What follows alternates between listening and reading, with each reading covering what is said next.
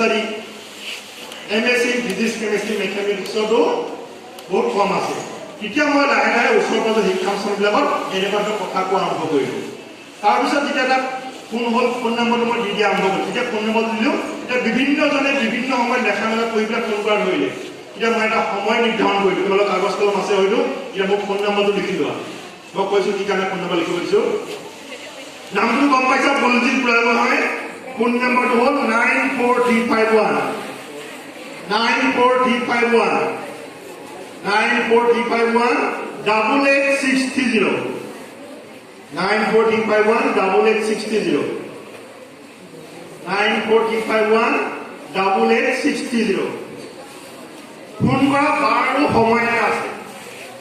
বাৰটো হ'ল শনিবাৰে আজি যেনেকৈ শনিবাৰ Saturday 6 to 9 PM শনিবাৰে সন্ধিয়া 6 বজাৰ পৰা 9 বজাৰ ভিতৰত ফোনটো কৰোঁতে ফোনটো লাউড স্পীকাৰ ৰাখিব লাগিব ঘৰৰ বাকীবিলাক মানুহে শুনিব লাগিব মই কি কথা কৈছোঁ মই গুৱাহাটীৰ পৰা দিল্লীলৈ যোৱা বিভিন্ন ৰাস্তাবিলাকৰ কথাহে কওঁ মই কাকো ফাইন সিদ্ধান্ত নিদিওঁ সিদ্ধান্তবিলাক শিক্ষাগুৰু অভিভাৱকৰ লগত ডিছকাশ্যন কৰি তোমালোকে নিজে ল'ব লাগিব মই কাকো নকওঁ যে এইটোৱে পঢ়িব লাগে বুলি মই কওঁ যে এইটো পঢ়িলে এইটো সুবিধা আছে এইটো এনেকুৱা ধৰণৰ গুণ থাকিব লাগিব এইটো তেতিয়া আগুৱাই যাব পাৰিব গতিকে শনিবাৰে সন্ধিয়া 6 বজাৰ পৰা 9 বজাৰ ভিতৰত এতিয়া তোমালোকে প্ৰশ্ন লিখিলে মই প্ৰশ্ন উত্তৰ দিম কিন্তু বহুতে হয়তো ৰাজহুৱাকৈ প্ৰশ্ন সুধিব বেয়াও পাব পৰা যে এইটো কথা বহুতে গম পাই যাব মই কি হ'ব বিচাৰিছোঁ মই বেলেগকৈ পিছত দিম আৰু এই ফোন নম্বৰটো বেলেগক দিওঁতে তোমালোকে বাৰটো আৰু সময়টো কৰি দিবা বাকী বাৰত মই ফোন কৰিলে হয়তো গালি দিম যে এইটো মই এতিয়া আলোচনা কৰা যদি কৈ তোমালোকে ক'লে নহ'ব যে আপোনালোকে আহিছিলে ন আপুনি গতিকে মই ফোন কৰিছোঁ বহুতে কি ইয়াৰ পৰা যোৱাৰ পিছত ফোনটো লগাই দিয়ে 6 বজাৰ পৰা 9 বজাৰ ভিতৰত তাৰ কাৰণে কোনো পইচা দিব নালাগে গুগল পে পেটিএম কৰিব সেইটো সপ্তাহত 3 ঘণ্টা সময় মোৰ ফালৰ পৰা মোৰ কেপাচিটি 3 ঘণ্টা সময় অসমৰ ৰাজ্যৰ কাৰণে দিছোঁ সেইটো 2005 চনৰ পৰা মই কৰি আহিছোঁ কিন্তু বেলেগ ক'ৰবাত গ'লে গাড়ী ভাড়া অহা যোৱা সেইবিলাক দিব লাগিব সেইটো বিনামূলীয়া নহয় কিন্তু কথাটো হ'ল যে এই 3 ঘণ্টা সময় অসমৰ ৰাইজৰ কাৰণে মোৰ ফালৰ পৰা দিছোঁ এতিয়া আহিছোঁ মই নাথাকিলেও যেনেকৈ ৰেকৰ্ডিং কৰিব দিছোঁ মই আৰ্টছত যে কমাৰ্চৰ বিষয়ে ক'ব লাগিব যদি চব বিষয়ে কোনোবাই পিছত ভিডিঅ' চালে যদি গম পায় যে কিনো মই কথা কৈছিলোঁ এতিয়া কমাৰ্চ আমাৰ অসমত আটাইতকৈ কম সংখ্যক ল'ৰা ছোৱালীয়ে পঢ়া শুনা কৰে কমাৰ্চত কিন্তু আমাক আটাইতকৈ বেছিকৈ লাগে কমাৰ্চ বেকগ্ৰাউণ্ডৰ সঁচা কথা ক'ব গ'লে কৈছে কোনো চৰকাৰে কেতিয়াও নিবনুৱা সমস্যা চৰকাৰী চাকৰি সমাধান কৰিব নোৱাৰে আৰু সকলোকে আমাক কমাৰ্চৰ নলেজটো সকলোকে লাগিবই আমি যিয়ে পঢ়া শুনা কৰোঁ যিয়ে কৰোঁ লাগিলে আমি এজন ডক্টৰ হৈ পেলাই নাৰ্ছিং হোম খুলিব হ'লেও কমাৰ্চৰ নলেজটো লাগিব কিমান টকা ইনভেষ্ট কৰিলে আমি কিমান সোনকালে প্ৰফিট কৰিম কি কৰিলে মানে কমাৰ্চৰ টেকনিক লগালে আমি বেছিকৈ ইনকম কৰিম বেছিকৈ পেচেণ্ট আহিব এইখিনি কথা আমি কমাৰ্চত শিকাব কোনোবাই এনেকৈ হ'লে এটা ইণ্ডাষ্ট্ৰি খুলিলেও বেছি ইনকম কৰিব হ'লে এই কমাৰ্চৰ নলেজটো লাগিব এতিয়া কমাৰ্চতো আমি এনেকৈ ছায়েন্সত যেনেকৈ লাইন বুলি ক'লে মানে ডক্টৰ যেতিয়া কওঁ কমাৰ্চতো কিছুমান পাঠ্যক্ৰম আছে চাৰ্টাৰ্ড একাউণ্টেঞ্চি কোম্পানী ছেক্ৰেটাৰী কষ্ট একাউণ্টেঞ্চি চাৰ্টাৰ্ড একাউণ্টেণ্ট এটা চহী দাম হয়তো 1 কোটি টকা হ'ব পাৰে 1 কোটি এটা চহী দাম 1 কোটি এতিয়া দেখিছে 4 লেন বনাই আছে কিবা বনাই আছে সেই বাজেটটো যদি 100 কোটি টকা হয় তেতিয়াহ'লে সেই চাৰ্টাৰ্ড একাউণ্টেণ্টে 1 কোটি টকা ল'ব ফিজটো তাৰমানে সেই বাজেটটো সেই গোটেই বিলবিলাক ঠিকে আছে নাই পাছ কৰি দিয়াৰ পিছতহে সেইকাৰণে বিলটো পাব গতিকে 100 কোটি টকাৰ যদি বিলবিলাক যদি ভেৰিফাই কৰি দিব লাগে চাৰ্টাৰ্ড একাউণ্টেণ্টৰ ফিজটো হয়তো 1 কোটি টকা হ'ব পাৰে এইটো কষ্ট কৰিব লাগিব এনেকুৱা নহয় যে এতিয়া সেইটো যে chartered accountancy course company secretary course এইবিলাক যে অকল কমাৰ্চৰ পৰা পাৰিব এনেকুৱা নহয় আৰ্টছৰ পৰা বা ছায়েন্সত পঢ়া কৰিব পাৰিব হাই ছেকেণ্ডেৰী পাছ কৰাৰ পিছত সেই কোৰ্চবিলাক হয় foundation course intermediate final stage কোনোবাই হাই ছেকেণ্ডেৰী নকৰিলে যদি ডিগ্ৰী পাছ কৰি পঢ়ে তেতিয়াহ'লে ফাউণ্ডেশ্যন কোৰ্চটো কৰিব নালাগে ডাইৰেক্ট ইণ্টাৰমিডিয়েট আৰু ফাইনেল ষ্টেজ পৰীক্ষাটো দিব লাগে আৰু ট্ৰেইনিং কিছুমান আছে এতিয়া ডিটেইলছত মই নাহো এতিয়া সকলোৱে যি শাখাতে পঢ়া যি বিষয়তে পঢ়া নিজৰ যোগ্যতা প্ৰতিপন্ন কৰিব পাৰিলে সকলোৱে কৰ্মসংস্থাপন মুকলি আছে এতিয়া মই তোমালোকৰ পৰা প্ৰশ্ন ল'ম এইখিনি মই এটা ছামাৰাইজ ফৰ্মত কথাখিনি ক'লোঁ এতিয়া প্ৰশ্নটোৰ উত্তৰ দিলে এনেকুৱা নহয় যে যিজনে প্ৰশ্নটো কৰিছে সেইজনেহে উত্তৰটো শুনিব এই প্ৰশ্নটোৰ লগতে মই সংগত ৰাখি আৰু বহুত কথা ক'ম ঠিক আছে আৰু একেটা প্ৰশ্ন যদি এতিয়াই যদি 10জনে কৰে মোৰ পৰা উত্তৰটো 10জনৰ কাৰণে বেলেগ হ'ব কিতাপত তোমালোকৰ A+B² কি উত্তৰটো এটাই ফিক্স থাকিব কিন্তু মোৰ পৰা 10জনে যদি একেটা প্ৰশ্ন সোধা মোৰ পৰা উত্তৰটো 10জনৰ কাৰণে বেলেগ হ'ব ঠিক আছে এতিয়া স্টাৰ্ট প্ৰশ্ন কোৱা নামটো কোৱা প্ৰশ্নটো কোৱা ফটাফট যিমানে বেছি সোনকালে ক'বা যিমানে উত্তৰ দিব পাৰিবা কৈ যোৱা অকলে আছে মনত কিমান থাকিবা এতিয়া চোৱা কমন কুৱেশ্যন হ'লে বেলেগে পঢ়িলে হ'ল যে মই প্ৰশ্নৰ উত্তৰটো দি দিছোঁ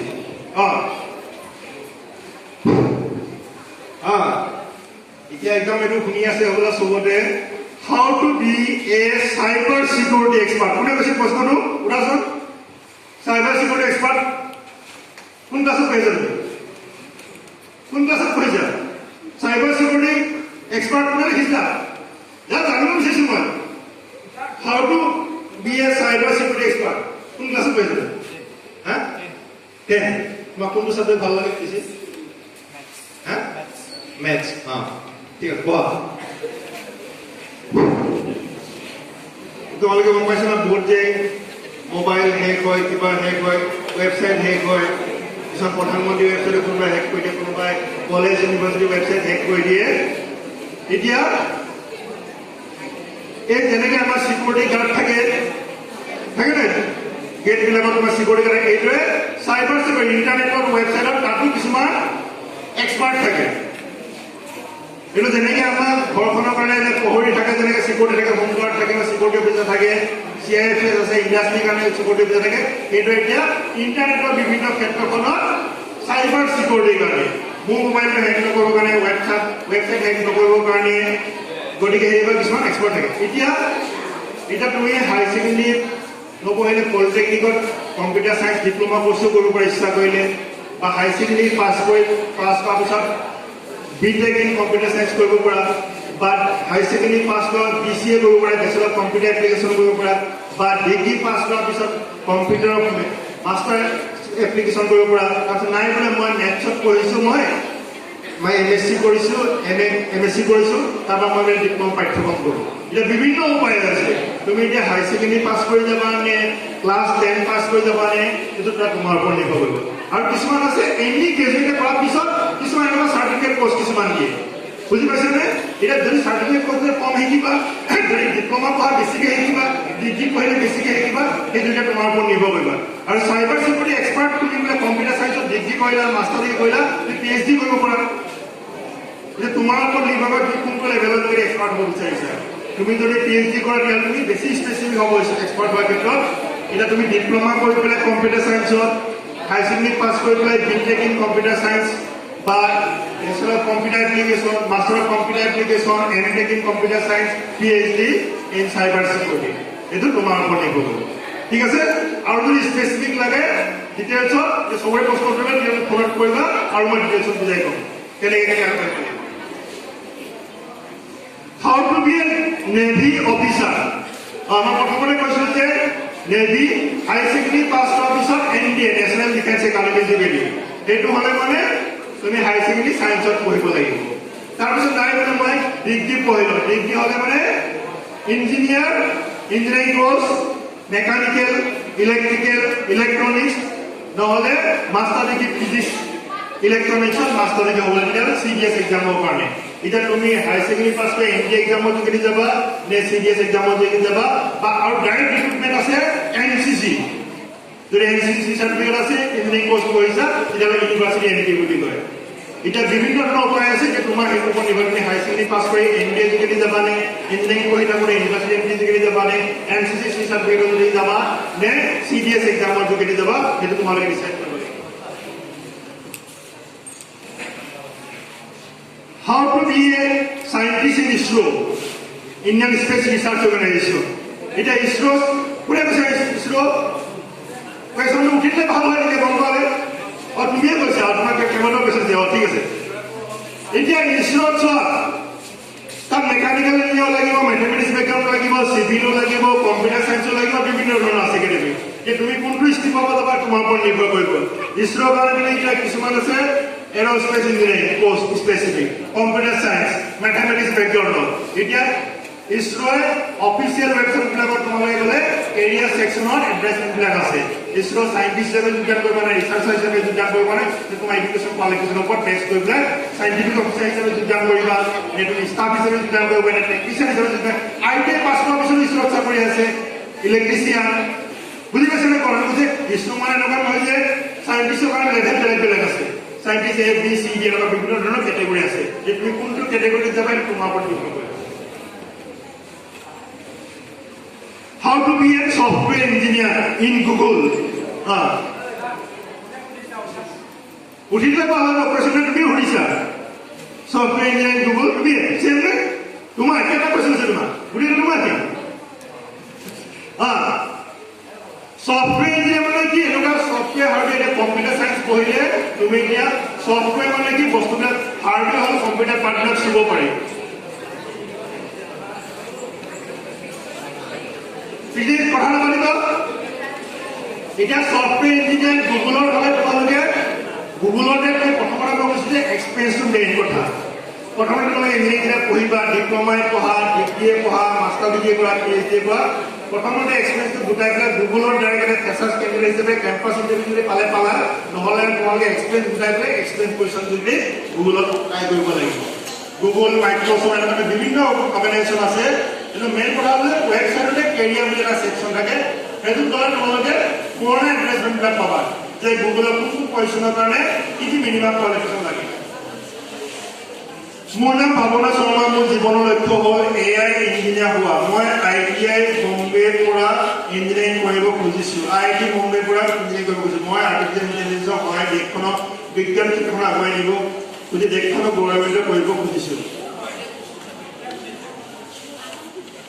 এতিয়া খুব AI মানে আৰ্টিফিচিয়েল ইণ্টেলিজেন্স এতিয়া it is a age of AI information technology বা artificial intelligence এনেকুৱা নহয় যে অকল AI পঢ়িলে artificial intelligence কাম কৰিব পাৰিব এতিয়া আমি সকলোৱে AI বিষয়ে জানিব লাগিব আৰ্টছত পঢ়িলেও জানিব লাগিব কমাৰ্চত পঢ়িলেও জানিব লাগিব সায়েন্সত পঢ়িলেও জানিব লাগিব এতিয়া আসলে এইটো এটা স্পেচিফিক কোৰ্স হয় AI artificial intelligence and machine learning AI and ML বুলি কয় artificial intelligence and machine learning এতিয়া তাত কোর্স কৰিব কাৰণে JEE মেইনছ কোৱালিফাই কৰাৰ পিছত এডভান্স কোৱালিফাই কৰিব লাগিব আৰু তোমাৰ যদি পজিশন ওপৰত থাকে মাৰ্কছ বেছি থাকে তেতিয়াহ'লে তুমি কাউন্সেলিংৰ সময়ত তুমি নিজে আগতে সিলেক্ট কৰিব পাৰিবা IIT মুম্বাই যদি অলৱেজ যদি ভেকেন্সি আছে তুমি যদি ভাল পাৰ্চেণ্টেজ পোৱা JEE এডভান্সত তেতিয়াহ'লে তুমি নিজে চুজ কৰিব পাৰিবা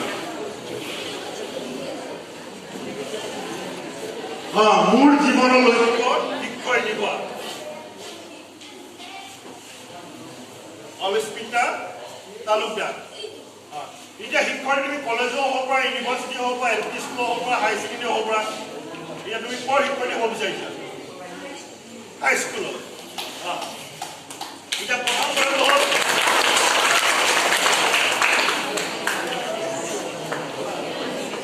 তুমি কলা শাখাতে পঢ়া বিজ্ঞান শাখাতে পঢ়া বাণিজ্য শাখাতে পঢ়া তোমাৰ মতলব এতিয়া হাই স্কুলত তোমালোকে তুমি এতিয়া হাই স্কুল আজিকালি 9, 10, 11, 12 এইটো কেনেকৈ হ'বনে 7 8লৈকে 9, 10, 11 হ'লে 9, 10, 11, 12 ডিগ্ৰী মাষ্টাৰ পাছ কৰিব লাগিব মাষ্টাৰ পাছ কৰি পেলাই মই যিটো BEd কোৰ্স কৰিব লাগিব আৰু টাইম টু টাইম চব মই এতিয়া যিখিনি কথা কৈ আছো এইখিনি 2 বছৰ পিছত বা 3 বছৰ পিছত চেঞ্জ হ'ব পাৰে এনেকুৱা নহয় যে মই কৈছো বুলি নতুন নিয়ম কানুন চলি থাকে গতিকে টাইম টু টাইম হয়তো সলনি হৈ থাকে কেট পৰীক্ষা বছৰে বছৰে পাতিছিল আগতে নাপাতিব পাৰে বেলেগো চেঞ্জো কৰিব পাৰে কেট পৰীক্ষা কোৱালিফাই কৰিব লাগিব যিটো BEd থাকিব লাগিব BEd থাকিব লাগিব পাৰ্চেণ্টেজ থাকিব লাগিব এইখিনি আজি কৈ আছো 2026 চনৰ 13 জুনত আৰু তোমাৰ যেতিয়া ডিগ্ৰী পাছ কৰিবা মাষ্টাৰী পাছ তেতিয়া হ'ব সলনি হ'ব পাৰে এতিয়া এট প্ৰেজেণ্ট মমেণ্টত মই কথাখিনি কৈ আছো গতিকে তোমালোকে সেইকাৰণে কৈছো যে বাতৰি কাৰণে বিজ্ঞাপনবিলাক দিয়ে এটা এডভাৰটাইজমেণ্টে চাব লাগিব কি কোৱালিফিকেশ্যন লাগে কি মাৰ্কছ লাগে কিমান মাৰ্কছ লাগে এক্সট্ৰা কিবা জানিব লাগে নেকি আৰু সকলোৱে পৰাপক্ষত ক্লাছ 10ৰ পৰীক্ষা দিয়াৰ পিছত যদি সম্ভৱ হয় 3 মহীয়া বা 6 মহীয়া বেছিক কম্পিউটাৰ নলেজৰ পাঠ্যক্ৰম কৰি ল'ব আজিকালি সকলোবিলাক অনলাইন মাধ্যমত হয় বেছিক কম্পিউটাৰ নলেজটো সকলোৱে জানি লোৱাটো ভাল হয় ঠিক আছে মই ডাক্তৰ হ'ব বিচাৰো ডাক্তৰ হ'বলৈ কি কৰিব লাগিব কি পঢ়িব লাগিব প্ৰথম যি পাঠ্যক্ৰম পঢ়া চোৱা ডাক্তৰ যেতিয়া হ'বা তাত দিন ৰাতি কথা নাই ধনী দুখীয়া কথা নাই সকলোকে চিকিৎসা প্ৰদান কৰিব লাগিব ৰাতি 12টা বজাত যে কিবা এক্সিডেণ্ট হৈছে তুমি চিকিৎসা সেৱা প্ৰদান কৰিব তুমি ক'লে নহ'ব যে ৰাতি 12টা হৈছে মই যাব নোৱাৰোঁ বুলি ঘৰৰ পৰিয়ালৰ মানুহে কোনোবাই যদি গম পাই যে তুমি ডক্টৰ হয় তুমি দিহা পৰামৰ্শ দিব লাগে কাৰোবাৰ কেঁচুৱা এটা কান্দিছে কিবা বমি হৈছে তুমি ডক্টৰ হ'লে মানে সেইটো ফোনটো ধৰি পেলাই ক'ব লাগিব গতিকে সেইটো প্ৰথমতে চাব লাগিব ডক্টৰ নাৰ্ছ মেডিকেল ষ্টাফ হ'ব বিচাৰি তাত দিন ৰাতি কথা নাই ধনী দুখীয়া কথা নাই ডেকা বুঢ়া কথা সকলোকে চিকিৎসা প্ৰদান কৰিব লাগিব এতিয়া ডক্টৰ হ'বৰ কাৰণে MBBS কোৱা BDS কোৱা আয়ুৰ্বেদিক বেকগ্ৰাউণ্ড কোৱা হায়াৰ ছেকেণ্ডেৰী 11-12 ছায়েন্সত পঢ়িব লাগিব ফিজিক্স কেমেষ্ট্ৰি বায়'লজি ছাবজেক্ট থাকিব লাগিব আৰু কৈছোঁ যে এটা পৰীক্ষা হয় নীট এক্সাম হায়াৰ ছেকেণ্ডেৰী পৰীক্ষাটো হ'ব ফাইনেল 12ৰ ওপৰত ফিজিক্স কেমেষ্ট্ৰি বায়'লজি কিন্তু এন্ট্ৰেন্স পৰীক্ষাটো হ'ব 11-12ৰ ফিজিক্স কেমেষ্ট্ৰি বায়'লজিৰ ওপৰত গতিকে একাদশ শ্ৰেণীটো সমান গুৰুত্ব সহকাৰে পঢ়িব লাগিব নৱম দশম ভালদৰে বুজি পালেহে একাদশ দ্বাদশ শ্ৰেণী বুজি পোৱা যাব গতিকে তুমি প্ৰথমৰ পৰাই এনেদৰে পঢ়িব লাগিব মই ডক্টৰ হ'মেই মোৰ নিচিনা 10জনে পাৰিছিলোঁ যে মই পাৰিমেই তুমি যদি ভাবিছা ডক্টৰ হ'বলৈ নিজৰ নামটো লিখি পেলাই ডক্টৰ এতিয়াই পঢ়া দিব লিখি থোৱা আজি কৰি পেলাই কমা দি পেলাই MBBS এইমছ চাংচাৰী কমা MD এইমছ দিল্লী লিখি থোৱাটো আপত্তি নাই আৰু ডক্টৰ পঢ়িব বিচাৰিছা যদি চাব লাগিব কিন্তু মই কিন্তু অলপ দীঘলীয়া সময়কে পঢ়ি থাকিব লাগিব সাধাৰণতে অকল চিম্পুল MBBSত আমি নাযাওঁ নাৰ্ছিং হোমতে হওক বা চেম্বাৰত দেখাবলৈ স্পেচিয়েলাইজ হ'লে নহয় MD হয়নে নহয় আমি সেইটো চাওঁ নহ'লে আমি যে MD হ'লেহে আমি যাওঁ এইটো একে ডাক্তৰ হ'ব বিচাৰিছোঁ কমন ডাক্তৰ হ'ব বিচাৰিছোঁ মই BSc নাৰ্ছ হ'ব বিচাৰিছোঁ BSc নাৰ্ছ হ'লে কি কৰিব লাগিব BSc নাৰ্ছিং হ'বলৈ higher secondary physics chemistry biology থাকিব লাগিব আৰু অসমৰ হ'লে মানে শ্ৰীমন্ত শংকৰদেৱ হেল্থ ছায়েন্স ইউনিভাৰ্চিটিয়ে এটা এণ্ট্ৰেন্স পৰীক্ষা কণ্ডাক্ট কৰে গতিকে পুৰণা কুৱেশ্যন পেপাৰ তোমালোকে শ্ৰীমন্ত শংকৰদেৱ হেল্থ ছায়েন্স ইউনিভাৰ্চিটিৰ ৱেবছাইটত যাবা তাত পুৰণা এড্ৰেছৰ প্ৰশ্নপত্ৰ আছে সেই প্ৰশ্নপত্ৰ ডাউনলোড কৰি আৰু ৰিজনেল নাৰ্ছিং কলেজ গুৱাহাটীত আছে তোমালোকে গৈ পেলাই অলৰেডি যিসকলে পঢ়ি আছে তেওঁলোকক লগ কৰিবা লগ কৰি পেলাই কেনেকৈ প্ৰিপেৰেশ্যন কৰিছে সেইটো কথা পাতি ল'বা 11-12 ফিজিক্স কেমেষ্ট্ৰি বায়'লজিৰ ওপৰত বেছ কৰি পেলাই এণ্ট্ৰেন্সত আহিব ছফ্টৱেৰ ইঞ্জিনিয়াৰ একে কমন এইটো আৰ্মি অফিচাৰ যেনেকৈ ক'লো NDA তাত আৰ্মি এয়াৰফ'ৰ্চ নেভি আছে CDSৰো আৰ্মি এয়াৰফ'ৰ্চ নেভি আছে আৰু আৰ্মি একেবাৰে টপ পোষ্ট অফিচাৰ হ'লে IPS অফিচাৰ হ'ব হ'লে মানে ইণ্ডিয়ান পাব্লিক ছাৰ্ভিচ কমিশ্যনে কণ্ডাক্ট কৰা চিভিল ছাৰ্ভিচ এক্সাম দিব লাগে টপ পোষ্ট পজিশ্যনৰ কাৰণে আৰ্মি অফিচাৰ হ'বৰ কাৰণে Please tell about something air technology. এতিয়া এয়াৰ টেকনলজি এনেকুৱা ধৰণৰ কৈছোঁ যে এতিয়া সকলোৱে এয়াৰ টেকনলজি জানিব লাগিব তুমি মেকানিকেল ইঞ্জিনিয়াৰ পঢ়িলে এয়াৰ বিষয়ে জানিব লাগিব কম্পিউটাৰ চাইন্স পঢ়িলে লাগিবই আৰু এয়াৰ ওপৰতে ডাইৰেক্ট কোৰ্চ আছে BTech in artificial intelligence and machine learning তাৰপিছত আমি ডিপ্ল'মা কোৰ্চতো আছে মাষ্টাৰ ডিগ্ৰী কোৰ্চতো আছে এইটো আমি কৈছোঁ যে মই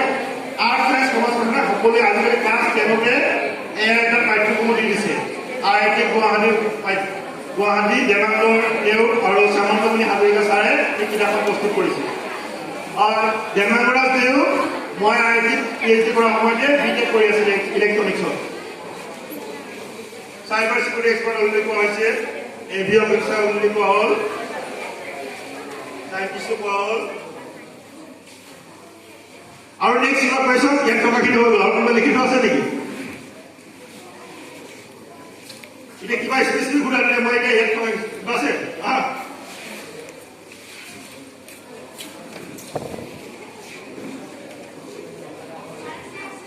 এইখিনি আচলতে কমন টাইপে how to be a computer science engineer এতিয়া মই কৈছোঁ ডিপ্ল'মা পঢ়ি 3 বছৰ ডিপ্ল'মা পাঠ্যক্ৰম যদি কম্পিউটাৰ চাইন্স হ'ব পাৰে ইঞ্জিনিয়াৰ তাৰপিছত BTech in computer science IIT টপমষ্ট তাৰপিছত NIT তাৰপিছত আসাম গভৰ্ণমেণ্টৰ ইঞ্জিনিয়াৰিং কলেজ বা প্ৰাইভেট কলেজ তাৰ কাৰণে হায়াৰ ছেকেণ্ডেৰী ফিজিক্স কেমেষ্ট্ৰি মেথামেটিক্সটো থাকিব লাগে মই কৈছোঁ যে ইঞ্জিনিয়াৰিং পঢ়িব হ'লেও বায়'লজিটো ল'লে ভাল হয় মেডিকেল পঢ়িলেও মেথামেটিক্সটো ল'লে ভাল হয় যিটো বহু ক্ষেত্ৰত সহায় হয়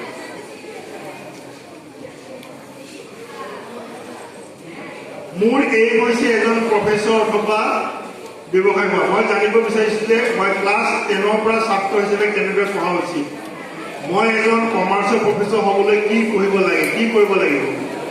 কমাৰ্চৰ প্ৰফেচৰ প্ৰথমতে নহয় প্ৰথমতে এছিষ্টেণ্ট প্ৰফেচৰ তাৰপৰা এছ'চিয়েট প্ৰফেচৰ তাৰপিছতে প্ৰফেচৰ হয় প্ৰথম এছিষ্টেণ্ট প্ৰফেচৰ হ'ব হ'লে কমাৰ্চৰ ডিগ্ৰী পঢ়াৰ পিছত মাষ্টাৰ ডিগ্ৰী কৰিব লাগিব তাৰপৰা CSLET বা নেট নামৰ এটা পৰীক্ষা কোৱালিফাই কৰিব লাগিব সেই পৰীক্ষা কোৱালিফাই কৰাৰ পিছত সেই ৰিকোয়াৰ্ড কলেজখনৰ পৰা ইউনিভাৰ্চিটিখনত এডভাইচ দিয়া মানে তোমালোকে ইণ্টাৰভিউ দিব লাগিব আৰু সেই ইণ্টাৰভিউ কোৱালিফাই হ'লে মানে তুমি কলেজ বা ইউনিভাৰ্চিটিখনৰ এজ এ এছিষ্টেণ্ট প্ৰফেচৰ হিচাপে যোগদান কৰিব পাৰিবা যেতিয়া এক্সপিৰিয়েঞ্চ হ'ব তাৰপিছত তুমি এছ'চিয়েট প্ৰফেচৰ তাৰপিছত তোমাৰ লাষ্ট ষ্টেজতে তোমাৰ প্ৰফেচৰ পৰিচয়টো পাবা আৰু তোমালোকে প্ৰফেচৰ হ'লেও পেৰেলি ব্যৱসায় হ'ব পাৰিবা এনেকুৱা নহয় যে প্ৰফেচৰ হ'লে ব্যৱসায় কৰিব নোৱাৰিবা চাইড বাই চাইড তোমালোকে ব্যৱসায়ো কৰিব পাৰা আৰু ব্যৱসায় এজনে এনেকুৱা ধৰণৰ আছে 1 পইচা টকা ইনভেষ্ট নকৰাকৈ ব্যৱসায় হ'ব পাৰে মোবাইলতে ব্যৱসায় হৈ যাব পাৰে মোবাইলতে তোমালোকে ব্যৱসায় কৰা তুমি একো টকা খৰচ কৰিব নালাগে মোবাইলতে ব্যৱসায় হ'ব পাৰে এতিয়া তোমালোকে কোনোবাই ছ'চিয়েল মিডিয়া ইউজ কৰা নেকি ইণ্টাৰনেটত নকৰা তোমালোকে সৰু হৈ আছে কৰিব নালাগে বাৰু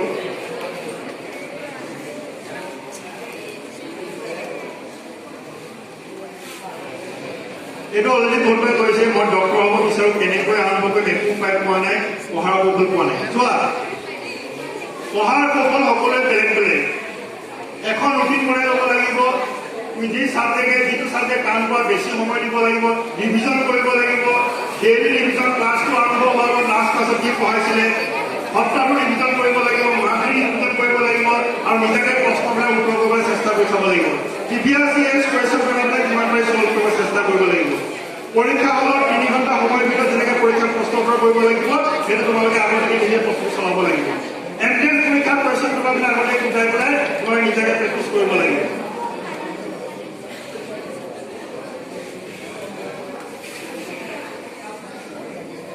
মই IPS পুলিচ অফিচাৰ হ'ব বিচাৰোঁ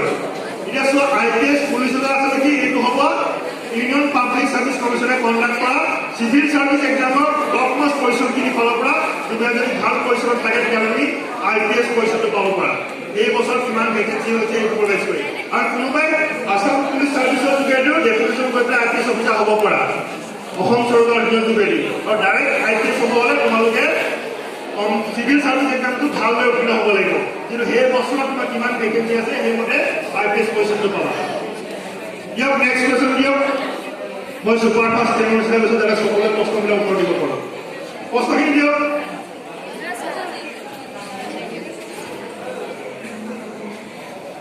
IPS একে চবৰে IPS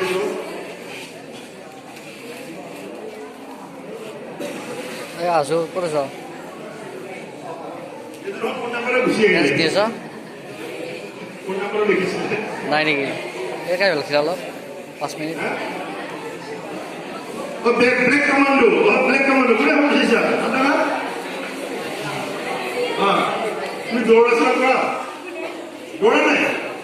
পইচা চিচা মাৰা নাই কাটি চিচা কৰা নাই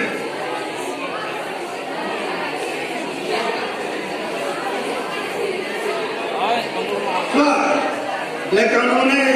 VIP লগত থাকিব বিচাৰিছে CM লগত থাকিব বিচাৰিছে অমলা আৰু ৰাষ্ট্ৰপতি প্ৰধানমন্ত্ৰীৰ লগত থাকিব বিচাৰিছে চোৱা এইটো হ'ল তোমাৰ প্ৰথমতে তুমি পুলিচত জইন কৰিব লাগিব সেইটো স্পেচিয়েল কেটেগৰী স্পেচিয়েলকৈ পৰীক্ষা হ'ব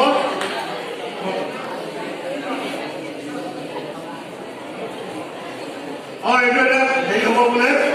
বাণিজ্যিক বিৰতি তোমালোকে কিবা অকণমান দিব বোলে অলপ ৰেষ্ট কৰিছা ইণ্টাৰভেল অলপ ধৈৰ্য ধৰা তাৰপিছত এইখিনি গোটেইখিনি কৰি দিম